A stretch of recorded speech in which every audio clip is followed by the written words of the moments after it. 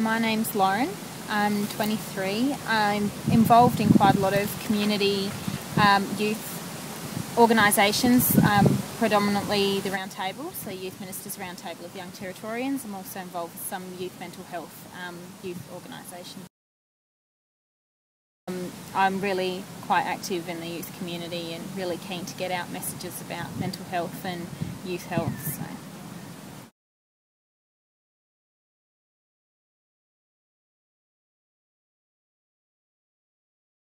I've gone down to Sydney with the Inspire Foundation a few times. I went down the first time for an Act Now workshop and then got involved in Reach Out through that, and they're amazing and it's fantastic to be part of. I'm actually a Reach Out reporter, which is a kind of a content creator for the website.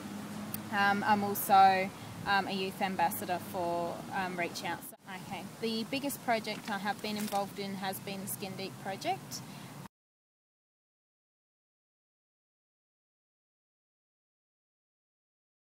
Which was for Round Table. I used social media quite heavily in that project. So the project was made up of a few components. It was a report to government about sort of our assessment of services, having a chat to service providers, finding out what young people thought about themselves, their bodies, and eating disorder services and all this sort of stuff. And from gaining that information, we decided that there really wasn't much in the way of positive messages and information getting out to young people in regards to those topics. So we created the Skin Deep Facebook page.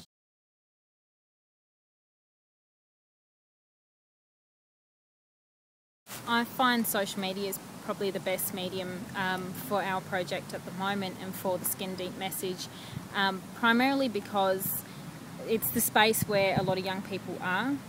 So we're taking the message to where young people already occupy, and also because it allows young people to share things. So it's not just a one-way communication tool. Young people can get on, they can put up their own photos, they can get involved in discussions, they can tell you exactly what they think about something you're doing or a message or a campaign, and I think that's much more useful than putting out a poster or putting out television ads that are actually really quite hard to gauge the reaction and to gauge how they're actually working.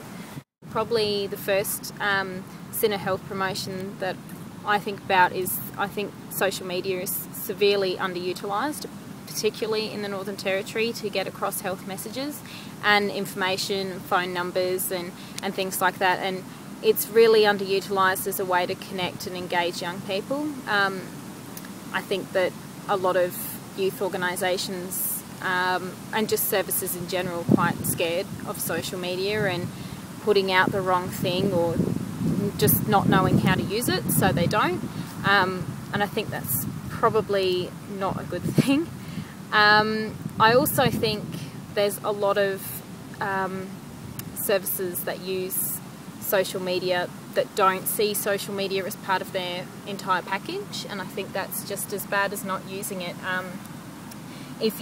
There are a lot of people that seem to get on Facebook because they know that that's where young people are, so they'll set up a page for the sake of being there, and I think it's really important to know why you're in a space and to know what message you're trying to put out there and to make sure it's consistent in tone with all of your other marketing and promotional efforts, because it is part of an entire package and sometimes it's left there to sit on its own and is neglected or is overused but not consistent with everything else, and that's not very good at all. And probably thirdly, there's just a really big lack of positive health messages and discussion just generally in the community. Just encouraging that discussion between young people and their parents, young people and their friends in classrooms. It's absent in a lot of places. Just dialogue about mental health, about sexual health, physical health. We need to just open up that dialogue and make it okay to talk about. And it's kind of become social media and those sorts of profiles have really become ingrained within our lives, and it's not just a check once a day thing. For many young people, it's they will check that multiple times a day to get their news, to talk to other people, to find out whether their friend is coming over later that night. And the negative to that is that it does detract away from young people going out and seeking information in traditional ways, I suppose, and there is a lot of information that can be accessed by going into a doctor's surgery or going to an actual service and picking up a flyer, but I think that's slowly phasing out a bit, and people are looking more towards social media to find out this information. Another negative to that is quite often that information isn't there, and quite often that information isn't on these networks or on their websites, and a lot of young people don't know where to go if they can't access it through social media or through the internet, because they're so used to getting information in that way. But it is really heavily used for communication and connection, and for getting involved in youth organisations. There's a lot of young people who will become members of the groups of youth organisations that ordinarily wouldn't have anything to do with them, or might not have anything to do with them physically. They don't go to meetings or they don't go to events, but they know what's happening and they feel like they're part of a group because they can join these groups on social media sites and sort of belong to something, and I think that's a really great aspect of social media.